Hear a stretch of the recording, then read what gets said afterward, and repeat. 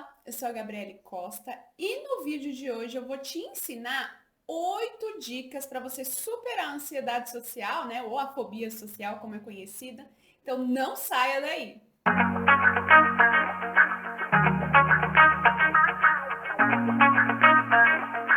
Bom, o transtorno de ansiedade social, mais conhecido aí como fobia social, é um dos transtornos que mais paralisa a vida de uma pessoa, tá?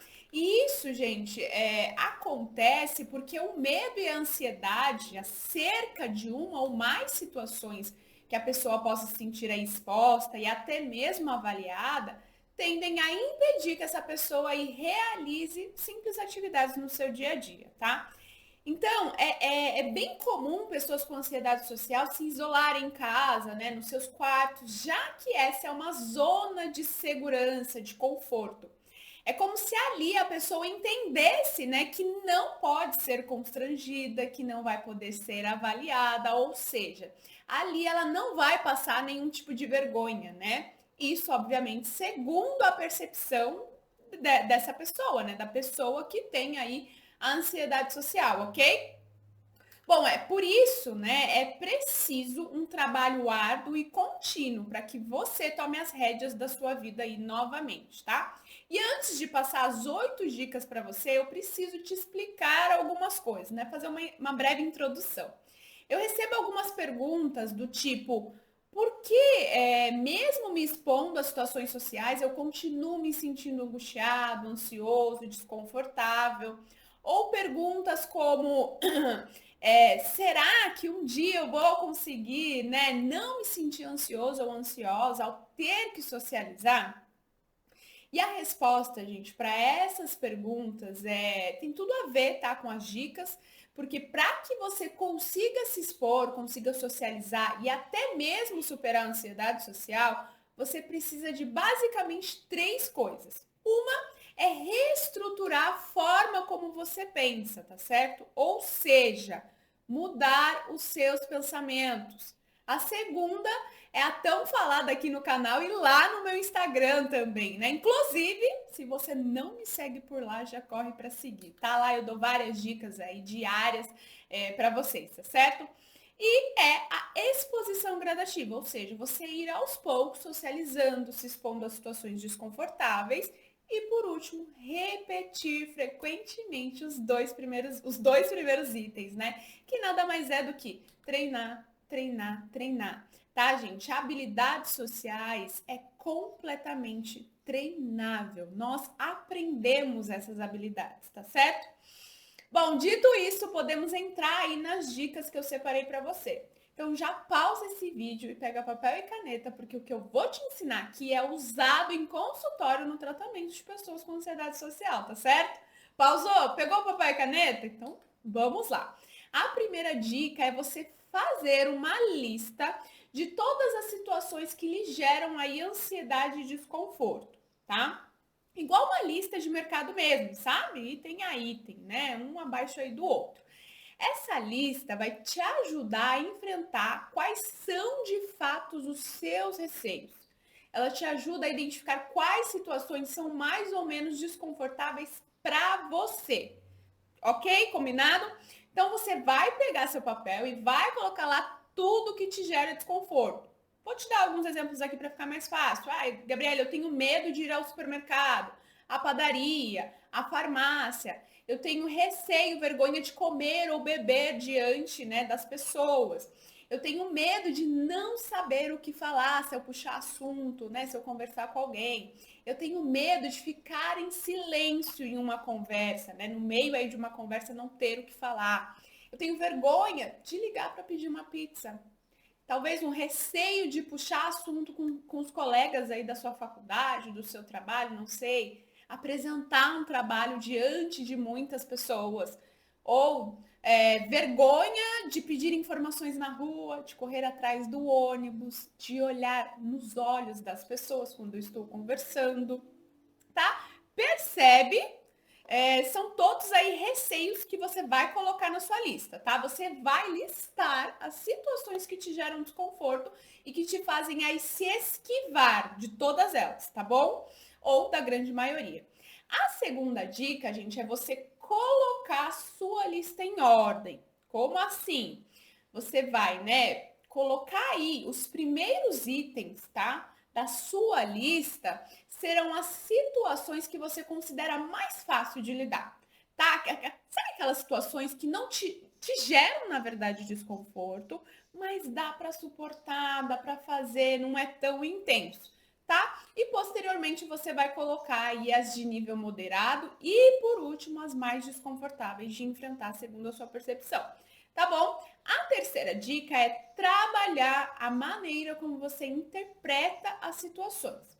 Você precisa entender que nem tudo, tá, gente? O que passa pela sua cabeça, ou seja, nem todos os pensamentos que você tem são reais, são fatos.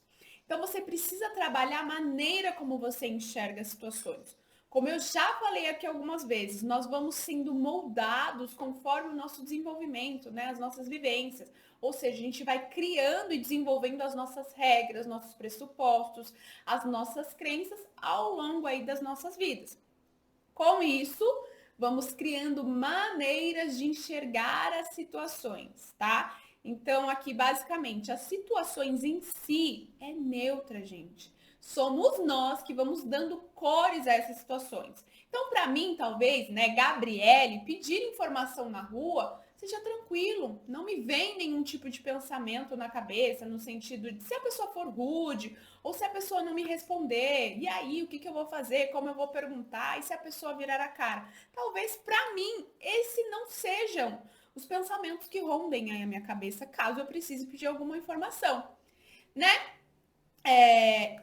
Mas talvez para você sim. Talvez para uma pessoa que possui ansiedade social, pode ser que ela tenha um receio de pedir informações, porque ela acredita que a pessoa vai ignorar ela, que ela pode gaguejar, né, ao perguntar para a pessoa, e a pessoa vai perceber que ela ficou ansioso ou ansiosa.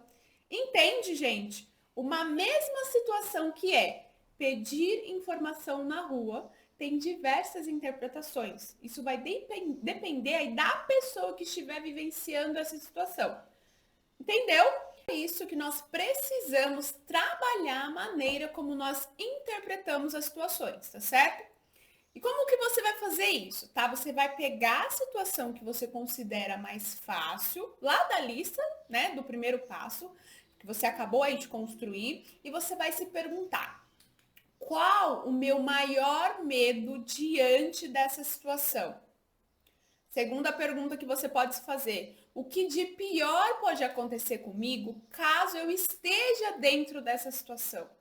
Outra pergunta: o que passa na minha cabeça quando eu penso em enfrentar essa situação? Tá? E aí, consequentemente, a gente vai para o quarto passo, para a quarta dica, para a quarta estratégia, né? Que é questionar os pensamentos que você tem diante de cada situação. Assim que você fizer, né, a dica aí número 3, questione os pensamentos que você teve diante das respostas que você deu para as perguntas acima.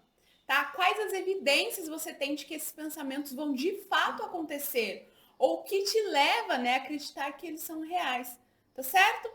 Respondendo essas perguntas, gente, fica mais fácil a flexibilização dessa crença, porque você vai entender se tem evidências, você vai entender o que passa na sua cabeça. Tá bom? E aí a gente já segue para o quinto passo, que é desenvolver uma forma alternativa para interpretar cada situação. Tá? Então, ao questionar os seus pensamentos, os pensamentos que você teve aí diante das situações, busque formas mais racionais de interpretá-las. Então, por exemplo, se você pensa que nunca vai conseguir pedir informações na rua porque você vai gaguejar, desenvolva um pensamento alternativo. Nunca é extremo.